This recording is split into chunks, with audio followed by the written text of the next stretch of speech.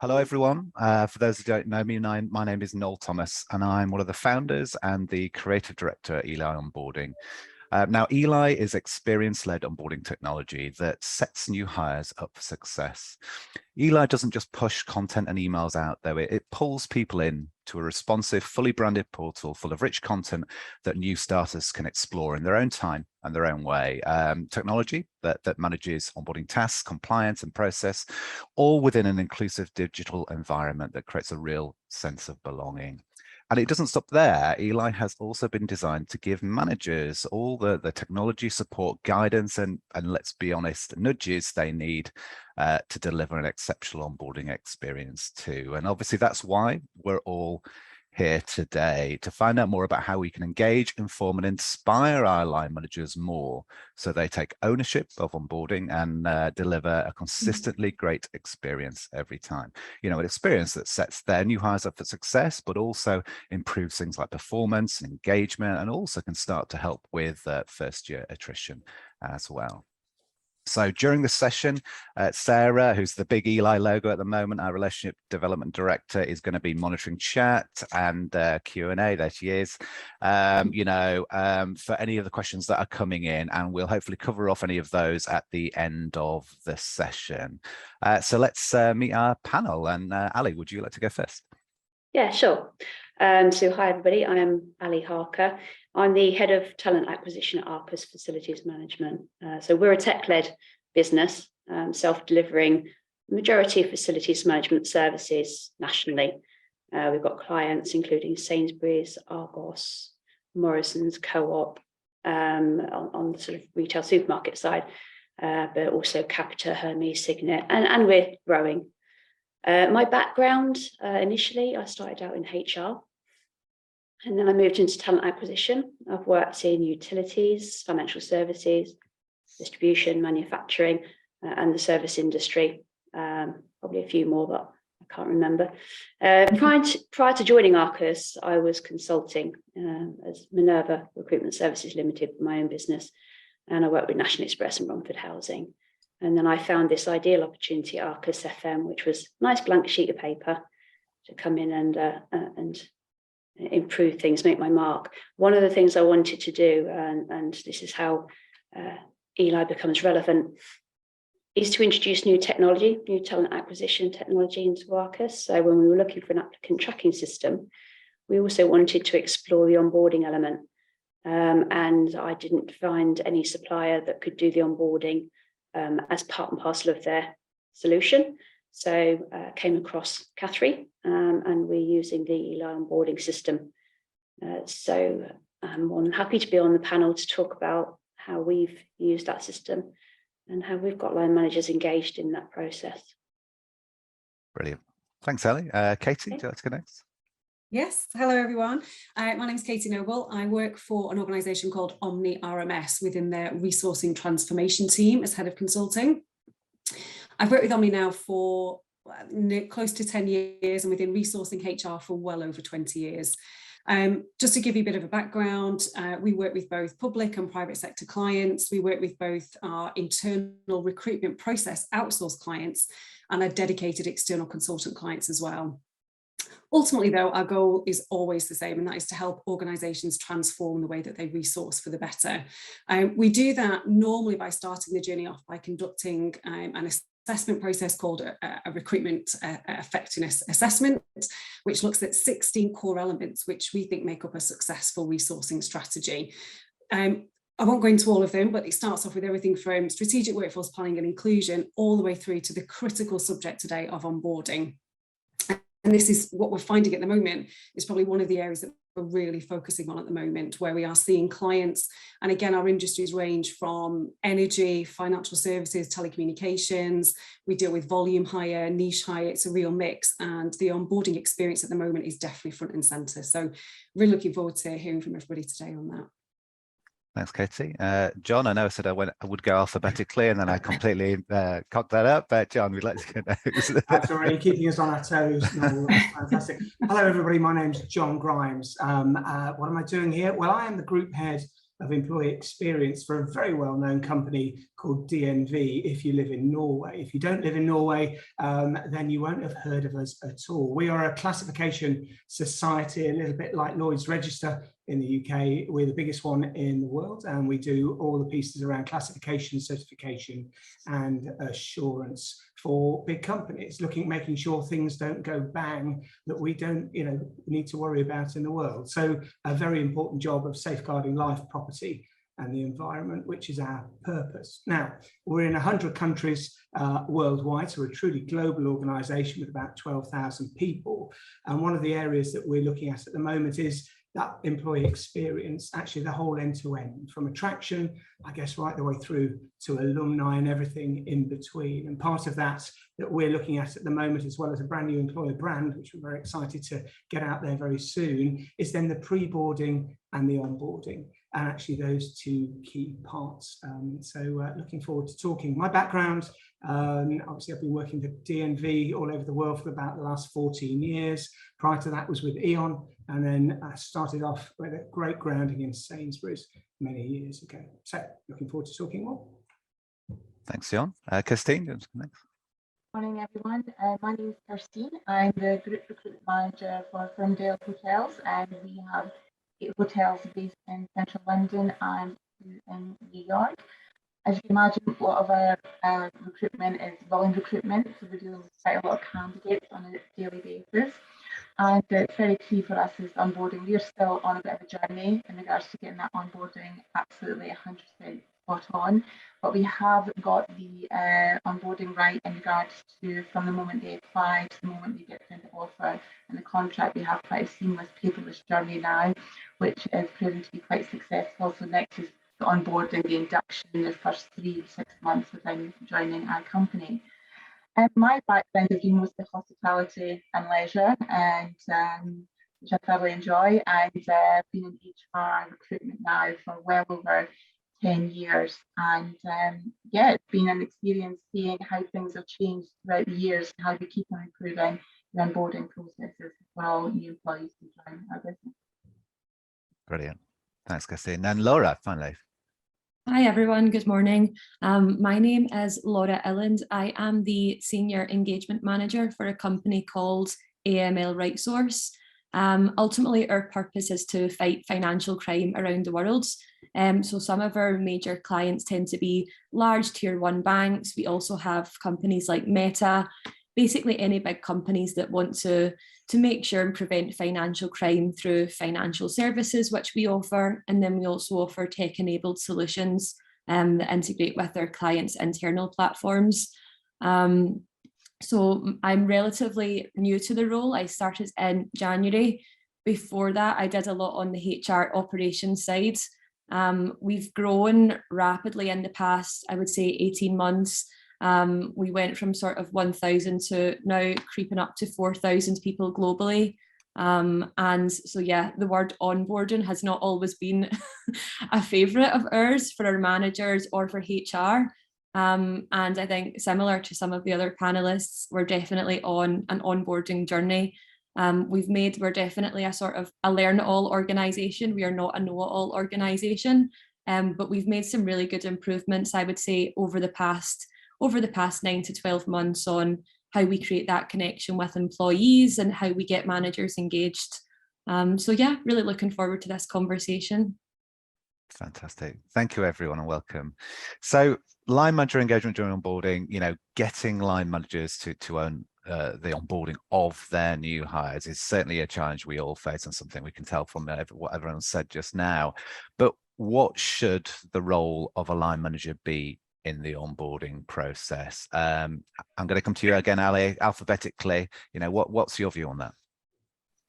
Yeah, I mean, I think that the line manager's role is critical in making onboarding a success, and but also there's a number of other people that are involved in getting a new starter within the business. So the responsibility and the accountability is with the line manager to make sure that the experience is a positive one, that the new starter has everything prepared for them by the time or before they join, so that when they start on the first day, they're up and running, everything that they need, and that they're welcomed, that they understand their role and how that fits in with the organisation. There's a number of activities that the manager can support with.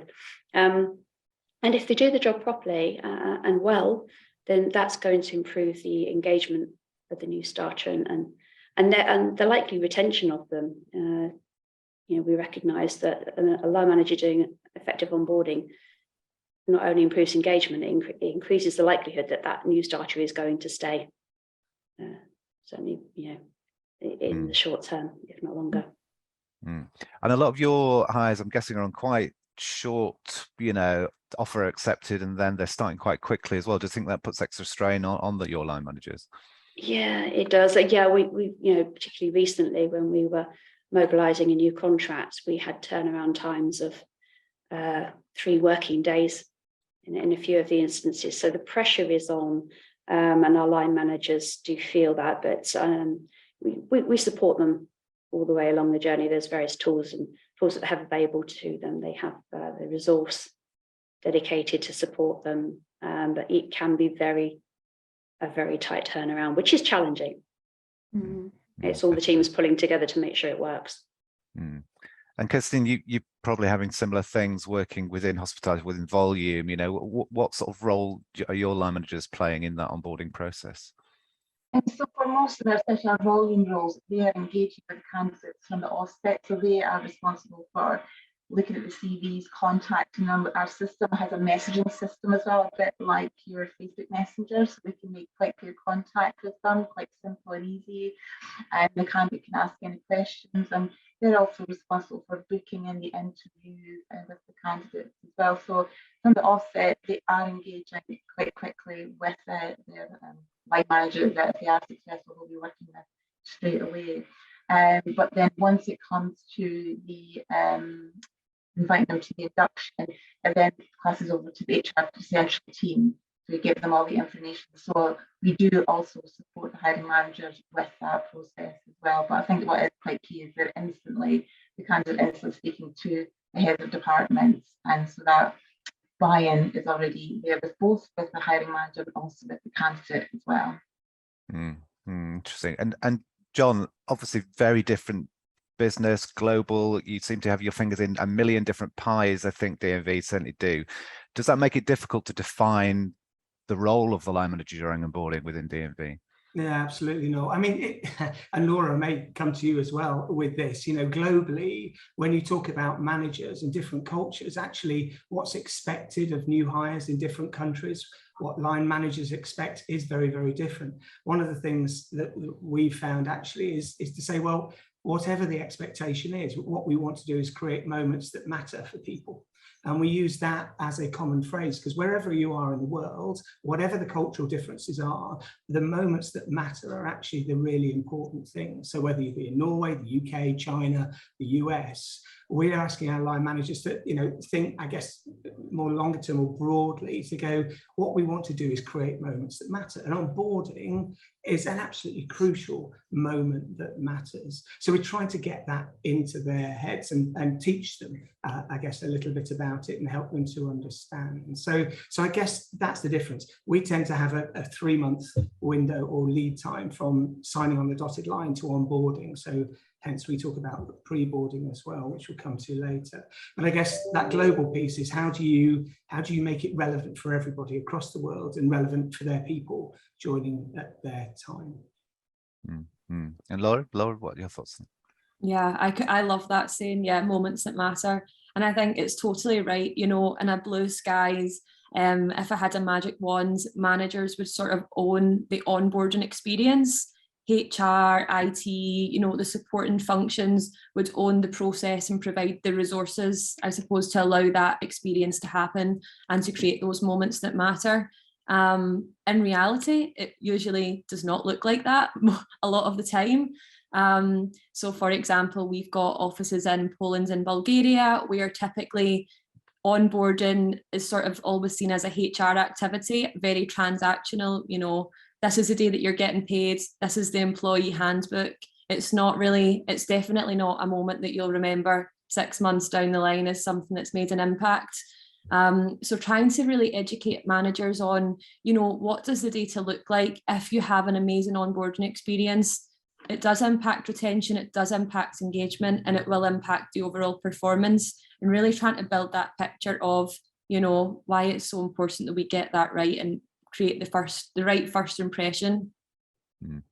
And Katie, you obviously probably have eyes on a lot of different businesses from different sectors, I guess. What are they all working the same way? Do they all have the same idea about what the role is of that line manager? No, I don't think so. But I couldn't agree more kind of wholeheartedly with what everybody is saying, that what we do find, no matter what industry we're working within, whether, you know, it is volume hire and it's a quick turnaround, or whether, you know, we have that 3-month pre-boarding, it is the line manager role that is critical. And ultimately, you know, our goal when we're working with clients is to get them to understand that, again, their objective has got to be retention and productivity. And, you know, the stats help with that, don't they? And we can get the stats to prove, and we do have the stats to prove that actually, if a new starter, whether it's at the pre-boarding, onboarding or induction stage, has, you know, an enhanced experience where they are working really closely with their line managers, they are going to be quicker to productivity, and they are more likely to stay. And it's that kind of conversation that we're trying to have with I say across different industries, but with the line managers. But I would agree, I think it was Laura, you were saying it's about getting them to own that experience, and HR, L&D owning the kind of processes and feeling really supported, because, you know, even going back to attraction in the first stage, that can be really hard. And I think sometimes a line manager thinks once I've got them in the door, then I kind of have to pass on because I have to move on to something else. So trying to connect all of them dots and giving that support is really, really important. And if often we work with lots of clients where it is, where nothing is really set out, there's no set process, and that's where it can become really, really, really difficult, because nobody knows what's happening, and, you know, nobody's owning either process or experience. Yeah, absolutely. Yeah. And it's interesting. We obviously work with a lot of different clients from, you know, many different industries, but it seems to be one of those challenges which they all face, which is how do we get line managers to play their role? So in your experience, what are the barriers? And I'll go straight back to you if you don't mind, Katie. What are the barriers that you know, HR onboarding teams face when trying to get line managers to own onboarding? What are the, you know, I won't say excuses, but what are the reasons why it's always a challenge, do you think?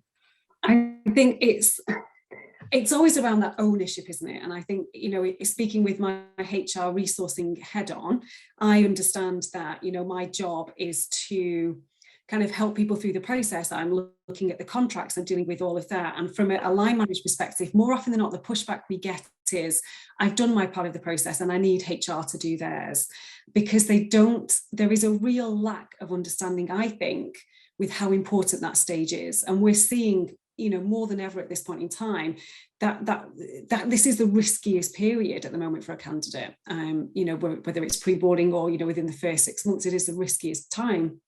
And to try and get a hiring manager to understand and to own that process is really difficult. And more often than not, we have to get to them through, as we say, retention, productivity, and then it's all about that kind of experience and trying to get them to really understand. But it's almost trying to get them to partner together. HR and the line, you know, your line managing, hiring manager community have to work together on this. But I think for me, hiring manager's biggest kind of, you know, reluctance to get involved is down to, well, I shouldn't have to do that. It should really be the HR that are sorting out contracts and are sorting out this. And that's where I think, again, going back to what Laura was saying, trying to differentiate between process and experience is really, really important. Yeah. Laura, you sort of agree with that kind of sentiment? Oh, yeah, 100%. I also think we see, I mean, you'll probably see this yourself, Noel, there's a lot of variance between how organisations do onboarding, whose responsibility, you know, where does the responsibility fall between manager and HR? I think a lot of our managers, it tends to be just a lack of understanding of, is this part of my job or is it? And it's, so yeah, I totally agree, clarifying responsibilities. And then I suppose the other challenge is always going to be balancing the manager job and then their day-to-day activities, which is always a really big obstacle that we face. If you don't have enough time, then how do you prioritize? So I think always having that, again, coming back to what is the impact of a good onboarding have on the wider organization.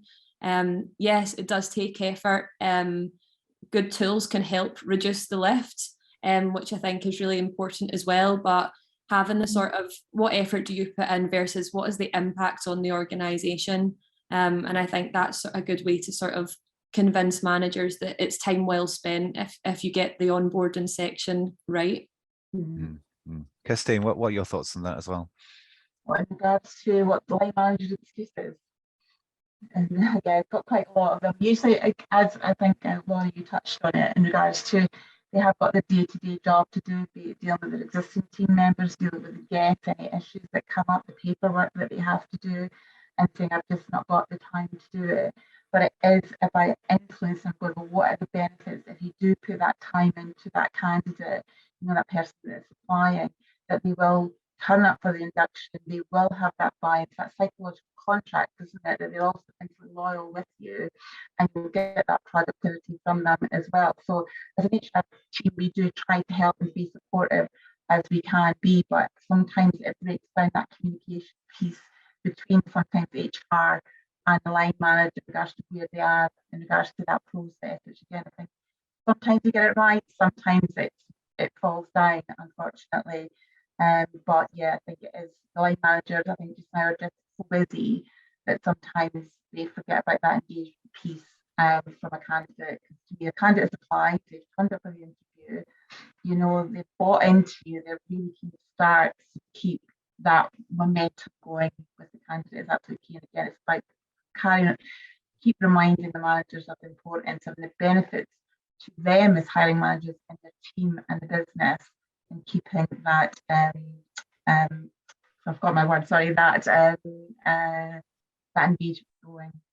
And Ali, obviously, we worked with you almost 2 years ago, I think, to start Overhaul. What were the challenges you faced in I guess getting the line managers into to engage with and take ownership of onboarding? What excuses were you getting? Yeah, we didn't get too many excuses, actually. And I think, we were quite fortunate in that we did some really strong positioning as to why it was important, reinforcing all those key messages and stats that Katie was mentioning. We had CEO, and we still have CEO championing this. So the fact that it's led from the top and the CEO is encouraging managers to see this as an important responsibility that they have, I think went a long way. What we've also done is we've made it as simplistic as possible for managers. So they have their own portal. It's reasonably intuitive. So the tasks that they're responsible for are in their checklist. And we've also made sure that they're aware that other members of the wider HR team, also HR team and business, also have responsibility. So it's a shared responsibility. They have their checklist, as do IT, fleet, HR, etc. So they can see that and they can see how it joins together. We did have a couple of challenges and frustrations from the managers. One was that they were getting too many email notifications reminding them to do tasks. And we learned from that we built too many reminders. Almost every task had a reminder that went to them, and it was getting too many for them. So we listened. We reduced that down, so we batched their tasks together, and they had one reminder for a batch of tasks for a particular time frame, day one tasks reminder. And they had issues logging into the VPN onto the network. So we did a risk assessment, and we removed that requirement, working with Catherine to get the Eli onboarding to accept it without having to go through VPN. So I think it's important to listen to frustrations, respond, and to make the whole process as easy as possible to get them to buy in. Yeah, I wholeheartedly agree with that. John, your thoughts on that, involving line managers in the development of that experience, I guess. Yeah, it is. It's bringing them in. I loved Ali's piece there around the number of trigger mails. I think we're up to 9 when we started out, just to align managers to say, hello, now assign a buddy, now do this, now do that. I think, you've got to go back and you've got to start listening. and actually go around and start talking is a really easy way to design it on a piece of paper from the off, and it can be fantastic. But actually, unless your audience, who here, yes, are the candidates going through on the onboarding, but also your line managers, unless they're talking to you, giving you the vibe as to why they can't do it, what makes it hard, then actually I don't think it's worth doing. So a lot of listening, going back, a little bit of design thinking, back to the actual user and say, what is it that you need? And our people were talking, don't confuse us, don't give us too much, make it quick, easy. I would love to do it, but really just tell me and help me, and then I will apply it and put it into my own way. So again, do you do it from the user experience? And we're not talking about the onboardee, we're talking about the onboarder here. And that's very important to us. And so we always try and focus from that. But I feel your pain, Ali, with the trigger mails. They are a bane of my life at the moment. So. And Laura, yeah, how have you sort of engaged and educated line managers? You know, how do you bring them along for the ride? So I think everyone's motivated by different things, right? So you can present the data, you can show them, you know, good onboarding equals better retention and better performance down the line. I think going back to the emotional side as well. So unfortunately, most people on this call have probably had a bad onboarding experience. You know, you show up and you're sat with, yeah, look at these org charts for the next week, or like you just show up and no one knows who you are.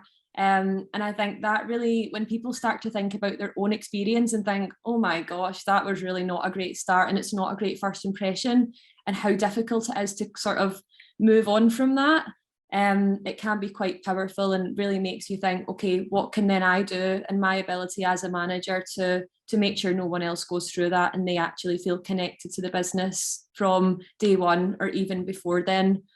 So I think, yeah, some good data and some good storytelling is a good way to motivate and change people's perspectives.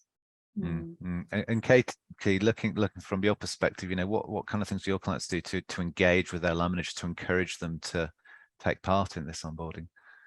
I think, in all honesty, it's really interesting listening to everyone's conversation, because ultimately your hiring managers probably, we're talking about, as you say, Laura, emotions and feelings and experience, and they're probably thinking, I don't understand what this means. I just want my person to come on board and to get them in. And I think there's a place here to make it as simple as possible for them, so that they understand actually what each stage of that journey is, so that they understand that it's a call and it's this, and this is what we are trying to create, whether that's kind of the 3 months or the week before they start. I think, you know, our job is to make it as simple as possible for the line manager.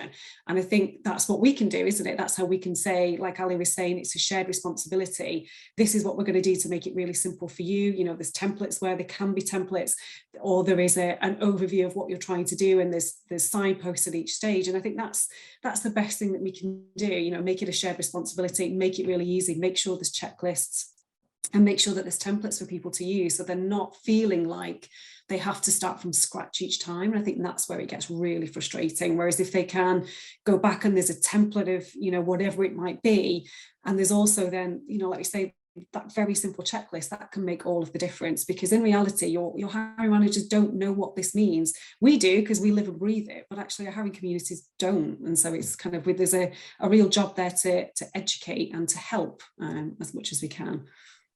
Certainly, yeah. Christina, how have you been sort of engaged within your hotels? It's kind of the same as what everybody else is saying, is actually listening. As I said, I joined Ferndale back at the end of January, and I listened to a lot of their frustrations in the first couple of months, what they were facing, the challenges and everything like before I came in, and that this is what we should do. And it was including them and going, like, this is what we can do, does this work? And also them coming up with ideas as well. So again, they've got more buy-in and they're more on board with it. What is going to make it easier for you? And it actually, so you can still do your day-to-day job, but you're also getting this candidate who's going to start with you and be productive with you as well. And but also, you know, also meets the candidate's needs as well. So I think it's absolutely key, about working together. I don't think it's coming up as an HR team around, you're not going, this is going to work, put this in, because nobody will actually do it. I think it is about that inclusivity and listening and working together, and taking who's responsible for who. And it does make a vast difference. We have seen that, as we are still on that journey, but we have started to see it. I don't think it's something that's going to change overnight. I think it's something you keep constantly doing until you get it right. But you've also got to constantly review it as well. Definitely, yeah. And John, if we look, we've talked about, I think everyone's mentioned about setting clear expectations. What's expected of you as a line manager. What else? What other tools and support can we give them? How can we get them to, I guess, to buy into this idea that it's more than just a nice to have? It's actually something that's business critical.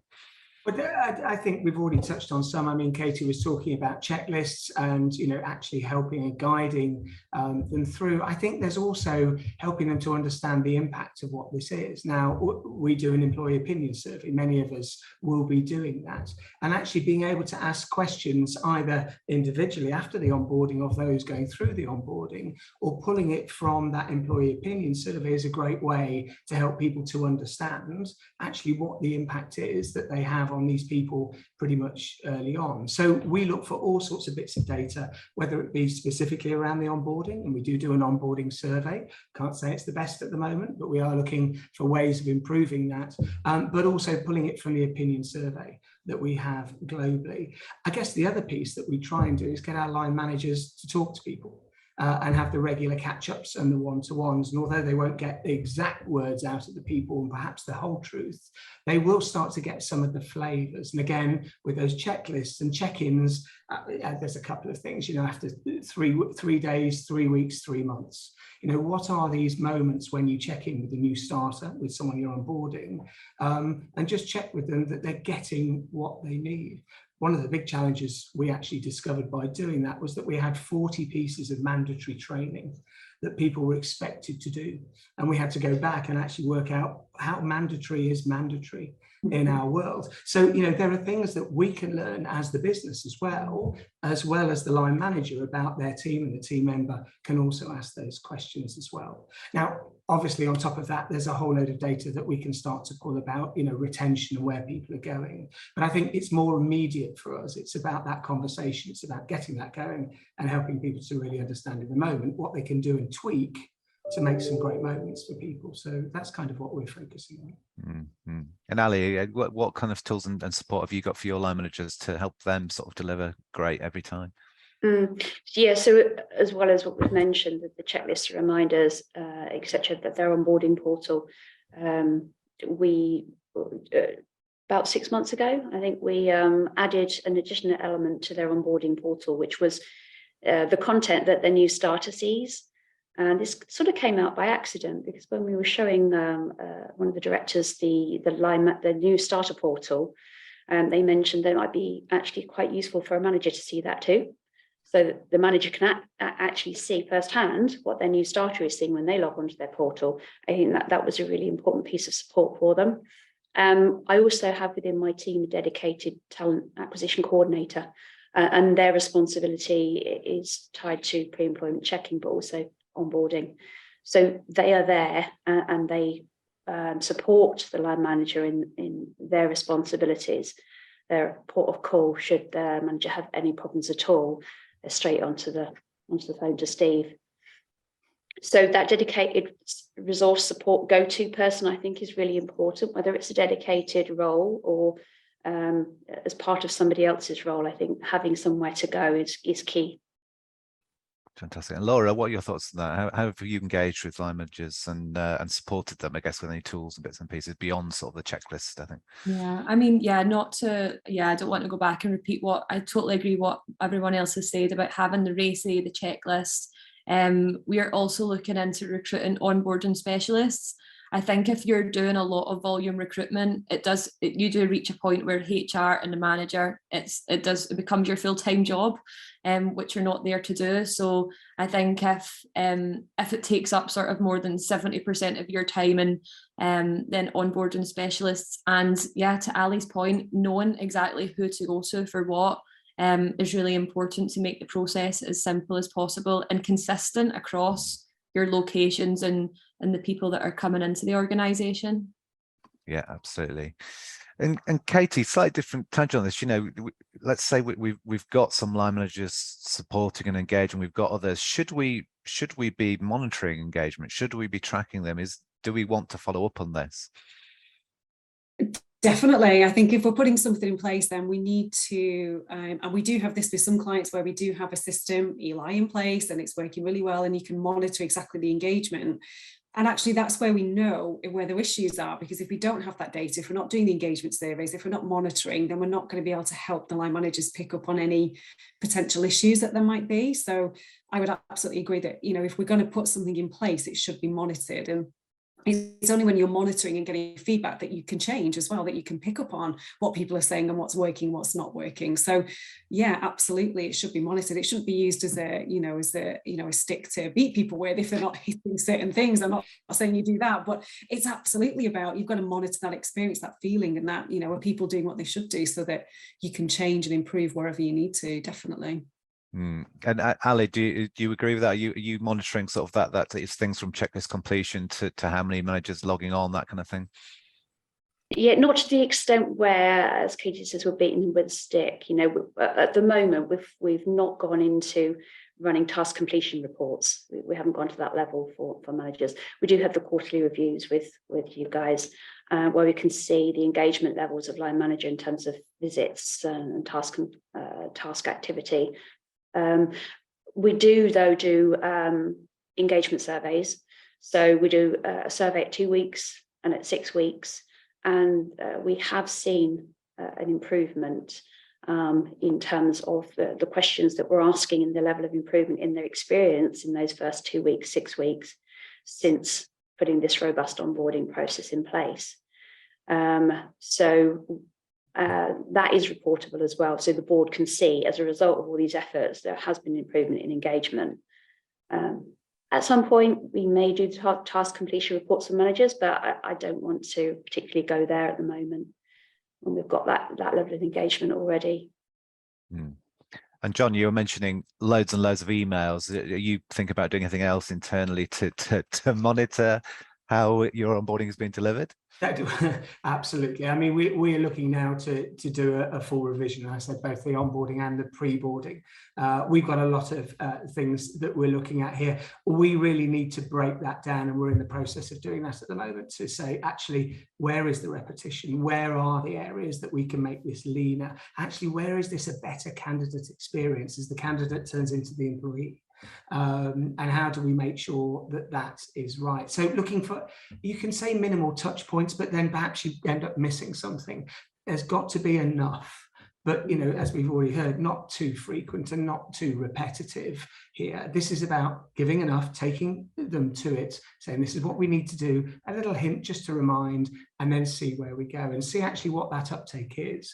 So I guess we're more in that phase of, well, let's try it out, let's see what feedback that is, and therefore change quite quickly. So I think from an onboarding point of view, it's about, let's set up what we think is good from what we've heard and what we know, and then let's learn and then go back and see where we go. This is we've got a couple of thousand people probably coming in the next year or so. So we've got some great pilots that we can go through here and learn and see what's best for one group or all groups. And that's the piece that we've got to do. Fantastic. And Laura, the slightly different question, why are we doing this? What are we hoping to gain by, encouraging and supporting our line managers to deliver better onboarding? Yeah, that's a big question.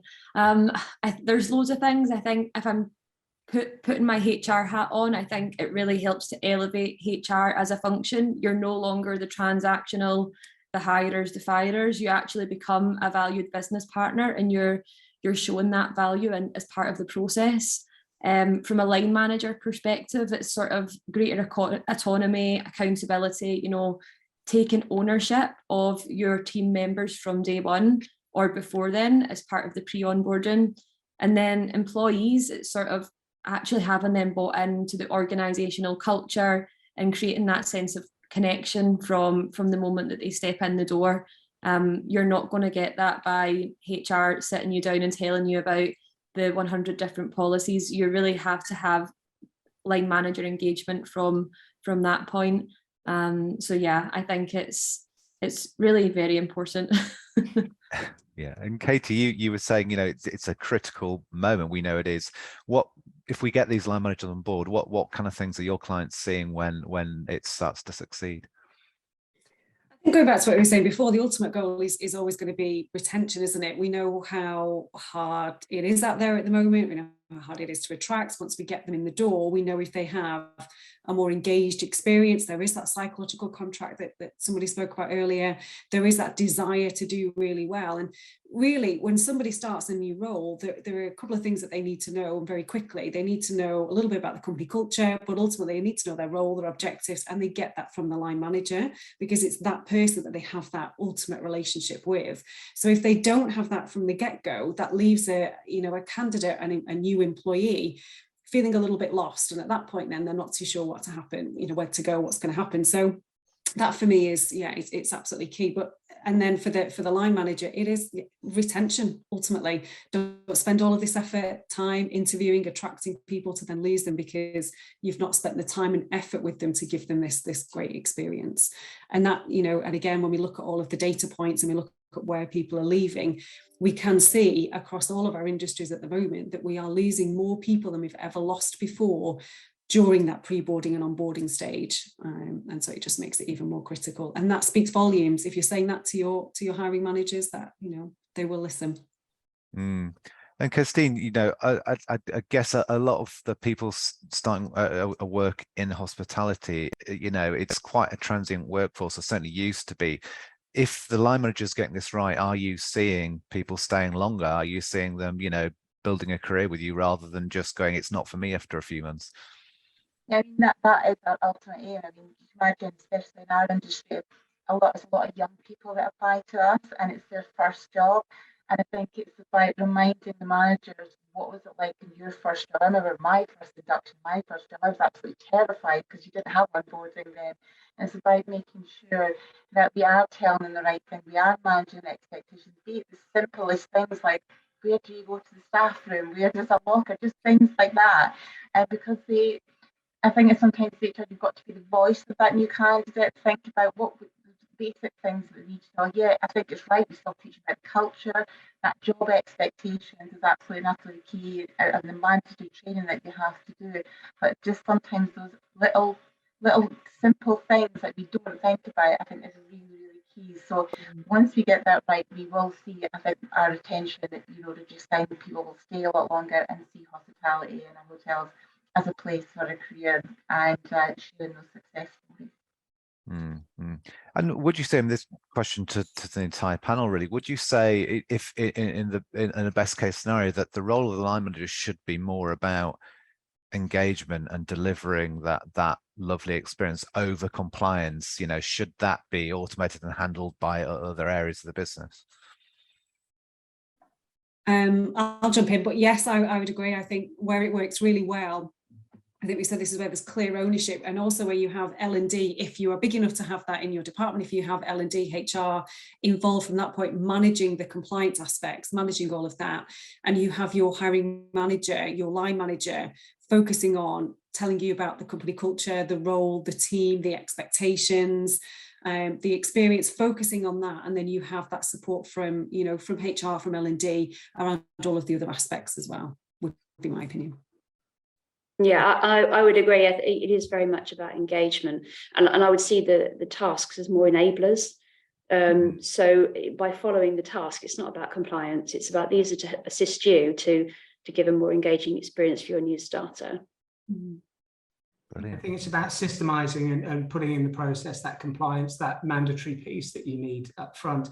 And then, as you say, it's the line manager that people join for, really, if they're part of that recruitment. It's also the line manager that they will leave. And therefore, that's the reason why we've got to create this bond, if a bond is the right word, whether that be with the company culture, with the individual. People will join people and will leave people. So let's see how we can really force that bond and hopefully make it really good for both. Brilliant. Sarah, perfect timing. I see you've just popped up. Have we got any questions come in from? We've got a couple of questions. How do you embed ED&I in onboarding process? So I suppose diversity initiatives, has anyone got examples of how they've embedded that into your onboarding process? I suppose not particularly necessarily line manager related, but it could be. Anyone want to answer that one?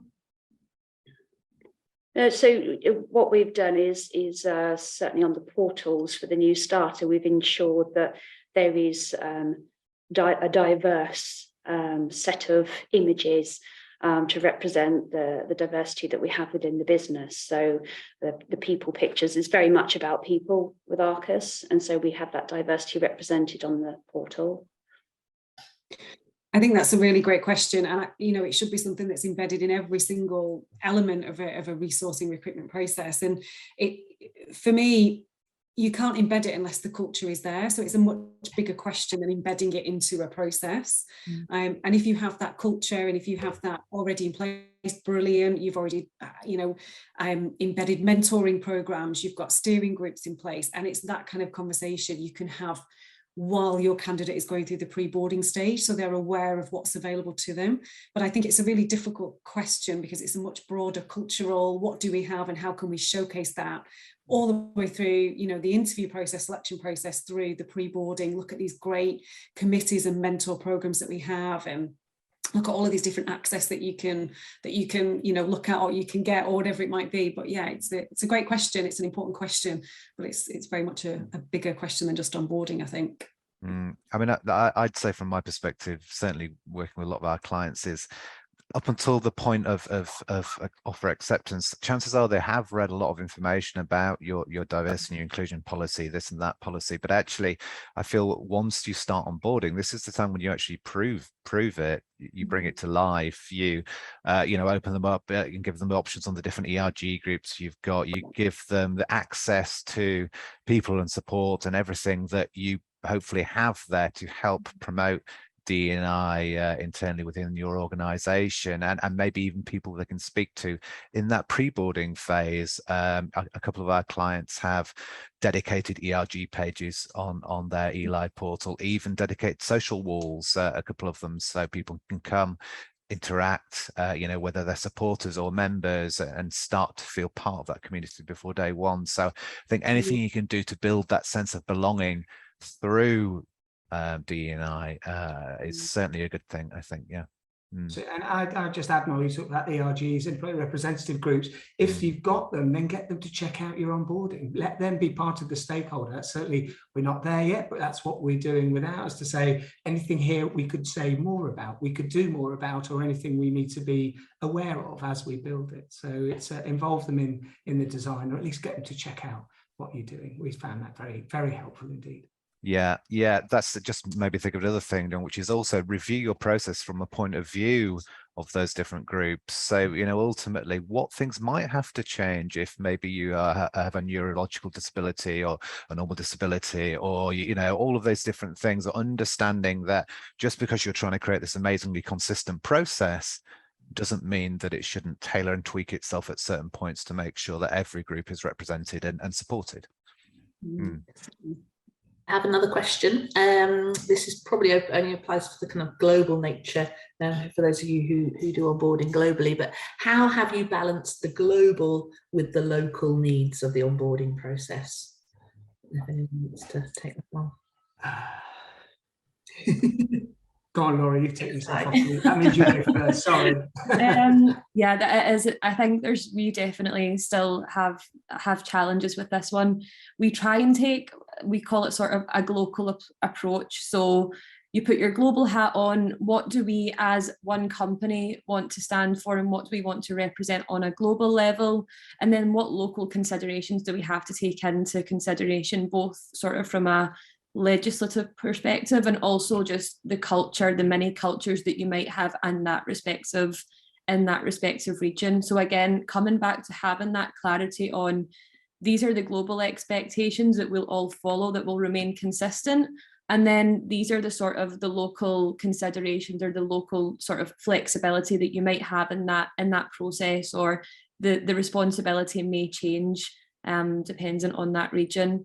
But yeah, I think it just comes back to understanding that not every single location is going to operate in the same way as well. Actually having that awareness is important in the first place. And I'd build on that. We're very similar. We have the added madness, if you like, of 6 different business lines in most of those countries as well. So not only are you doing what do you want from a group perspective and what do you want from a country, but what do you want in a country for maritime, for energy, and it gets really tricky. And I think this goes back down then to the local leaders. So very similar approach to Laura, in that, yeah, let's say what you want corporately, what are the local legislative pieces that you need in there? And then you need to help that line manager to truly understand what their role is, because they'll bring it to life. They'll bring it to life for the office, for the business area, for the town, for the seats next to them, far better than we could. We could try, but we will go mad trying. So it's not worth it, and we'll do a rubbish job at it. So again, it goes back to the engagement of those line managers and you know, kind of giving them the raison d'etre. Why are we doing this? And it doesn't necessarily need to be around the data of things. It's more around that kind of wanting to do the right thing. So we use quite a lot of our values in this of we care, we dare, we share, and ask them to bring those to life in the context of it. So again, bring it back to something that's very personal or relevant to the individual, as in the line manager, helps them to articulate that a little bit better and brings to life some of those local pieces. But I wouldn't try and do it. It'll send you mad. But if you do, good luck, let me know. I'm really interested in how the heck you've done it. But I mean, I would always say a great onboarding system can help you do that, certainly. You know, I'm a little bit biased there, but I do think, going back onto what you were saying before about involving people, John, I think if you involve your local teams in an area, you say, you know, you've got your consistent process, but this is the point where you can bring in the glocal, if you like. I love that saying, Laura. I've written that one down. You know, this is the area where you can then bring in all the local stuff, which is going to make onboarding great in this area. So there's still that consistency from a global level, but actually these are the points where, you know, GE Healthcare, one of our clients, it's all about the different ERG and other groups within those local areas. That's the first piece of the area of content that is start to be personalized on their system. So understanding where you can bring in those little touches which make it more tailored to that individual in that area is a really good thing to do as well. One more question, and it's actually related, John, to something you were talking about right at the very beginning, about these moments that matter. Someone's asked, what are the biggest moments that matter for you? So I guess that means in relation to onboarding rather than life itself. But in terms of line managers and onboarding, you know, what are the biggest moments? And I guess it could apply to anyone on the panel. I don't know if you want to answer that, John, or anyone else. Listen, why don't I kick it up? I think, you know, moments that matter are individual to individuals, and therefore you've got to find it. I think the overarching piece for us as a company is to make a connection. You know, there's something where you sign the bottom of a letter and you send it in, but actually until your first day, when you're still a bit nervous and still going there, when do you make the connection and start to feel that you're at home?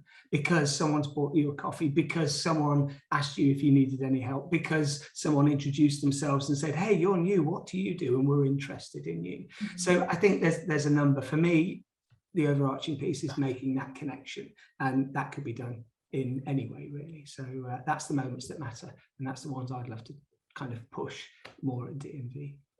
Others? I couldn't agree more, and I love the sentiment that actually it is all individual. We all are quite different, but I think no matter what, you can't get away from the fact that day one has to impress. You know, first impressions do count. So we have the whole onboarding piece, and hopefully we've done that. But the second that your new joiner walks in the door, they've got to feel that time and effort has been spent to make their experience really good. So that lots of key moments, but that definitely is one that's up there. Day one, walking in the door, what does that look like? Yeah, I would agree with Katie. I think that is the moment that matter. Do they feel part of the organisation? Do they feel that the organisation is ready for them and welcomes them? The downside potentially is over managing expectations or over setting expectations, which we learned recently, because we asked the question. It's a small thing, but it matters to some people. We asked, what is your favourite biscuit or sweet? Now, when managers don't actually arrange for that to be there on the desk or in the van on the first day, the expectations haven't been met, and so we don't ask that question now, because you have to deliver what you promised to deliver, and I think setting expectations is really key. As is, if it's a great onboarding experience, that needs to flow beyond just the first day, the first few weeks. Definitely. I think, you know, what's interesting, I like this question because it's actually something I'm covering in my top tips videos on our LinkedIn page. If you like, we've actually got 8 critical moments of the onboarding journey, from offer acceptance all the way through to, and, you know, finishing around the sort of first 90 days. So if anyone listening or watching right now is interested, I think I'm up to about 0.3 or something like that, but there's more information there. But for me, actually, my biggest thing is that great big warm welcome when that offer is accepted. I think this is your moment to reinforce, yes, you've made the right decision. My partner recently has joined a new company, and as soon as she had accepted that job, her line manager emailed her, and then the next day 3 of the people who had either interviewed or knew her on the team also emailed her. Now, I don't think that's something the company does as part of their onboarding. I think it's just that team did, but she couldn't stop talking about it. And I think for me, that's an example of, I've made the right decision. Yes, you know, especially with, you know, the dropout rates and all that kind of stuff going on at the moment, you've instantly, you know, confirmed that they've made that right decision. That for me is probably my favorite, and I think the easiest in some ways to make people feel special. Lovely. Any more, Sarah? Is that it? Lovely. Excellent. Well, massive thanks to everyone on our panel. I do hope that everyone who's been listening and watching has enjoyed the session. If you'd like to find anything more about Eli onboarding, you can obviously follow us on LinkedIn or get in touch with Sarah or myself. All of our details can be found on elionboarding.com. Thanks for listening and have a great rest of the day. Thanks, everyone.